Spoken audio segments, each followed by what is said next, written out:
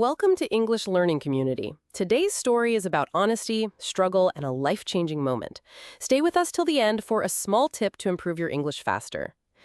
It was a cloudy morning in a small village surrounded by thick green trees and a calm river flowing nearby.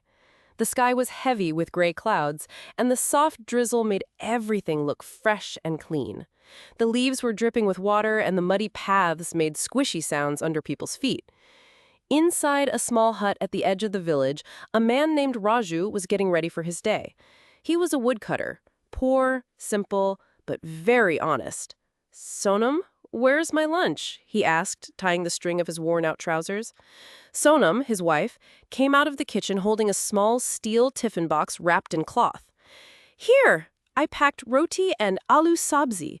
It's not much, but it's warm," she said with a soft smile. Raju took it gently and looked at her. "It's more than enough. Thank you." Just then, a little voice came from the corner of the room. "Papa, why do you work every day, even when it rains?" It was Pintu, their 5-year-old son, sitting on a small wooden stool holding a torn comic book. Raju walked up to him and ruffled his hair. Because, my little lion, the trees don't stop growing just because it rains, and we need wood to buy food, right?" "But don't you get tired?" Pintu asked again, his eyes wide. "I do, very tired.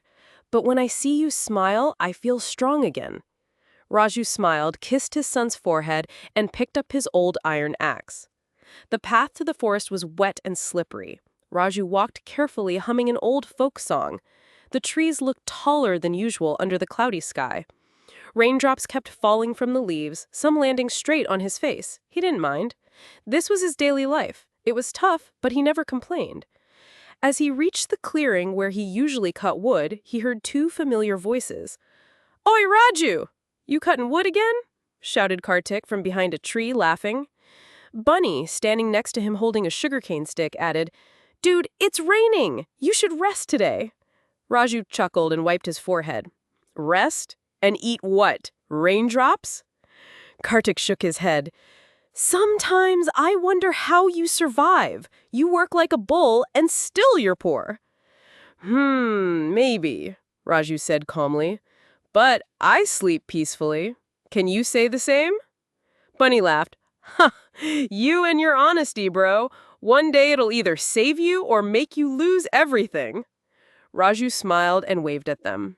"Let's see." He walked deeper into the forest, near the river, where the trees were thicker and the wood better. The grass was wet and he had to move carefully. He raised his axe and started chopping. The sound echoed. Thud, thud, thud. As he swung the axe, his hand slipped and whoosh! The axe flew out of his grip and splashed into the river. "No!" he shouted. He ran to the edge and stared into the water. The surface had already calmed, but his axe, it was gone. "My axe! My only axe!" he whispered, panicking. "How will I work now? How will I earn?" He sat down under a large tree, his hands in his hair, tears mixing with the raindrops on his face. "What do I do now?" he muttered, his heart sinking. "Why are you crying?" a soft, kind voice suddenly asked. Raju looked up, surprised. A woman stood in front of him, wearing a white sari that shimmered like water. Her presence felt peaceful, almost magical. Who are you?" he stammered. "I am the guardian of this river," she smiled. "I saw your axe fall. I want to help. But first, tell me, if I show you some axes, will you tell me the truth?" Raju nodded, still confused. The river sparkled, and from it, she pulled out a shining golden axe. "Is this your axe?" Raju's eyes widened. "Wow, it's beautiful. But no, that's not mine." She smiled again, dipped her hand, and brought out a silver axe. "What about this one?" Raju shook his head. No, not that either. Mine was old, with a wooden handle and rusty blade.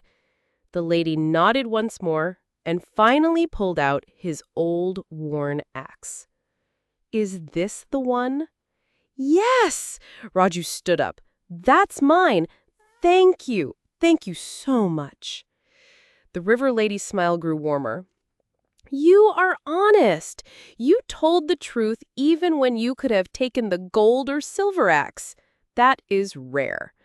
She stepped forward and placed all 3 axes, gold, silver, and his own, in front of him. Huh? But why? Raju asked. Because honesty must be rewarded, she said softly. Take them all. You deserve it. Raju was speechless. I don't know what to say. Just stay honest, Raju, she said, fading into the rain. Always. Raju picked up the axes, his heart full. He rushed home, almost slipping in the mud, but he didn't care. He wanted to tell his family. As he entered his hut, Sonam looked up. You're back early. And what's this? Are those gold and silver? Pintu ran to him. Papa, are you rich now? Raju laughed and hugged them both. No, Pintu, I'm still me. But today, honesty gave me a gift. He told them everything. Sonam's eyes welled up. I always knew your honesty would one day shine. The next day, Kartik and Bunny came to visit.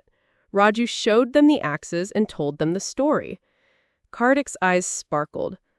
Gold and silver? And you say all you did was be honest? Bunny grinned. Let's try. Let's drop our axes in the river. The 2 friends rushed to the same spot, dropped their axes, and sat waiting. The river lady appeared again, just like before. Kartik stood up quickly. Yes, that golden axe, that's mine. The lady raised an eyebrow. Are you sure? Yes, 100% sure. Kartik nodded eagerly.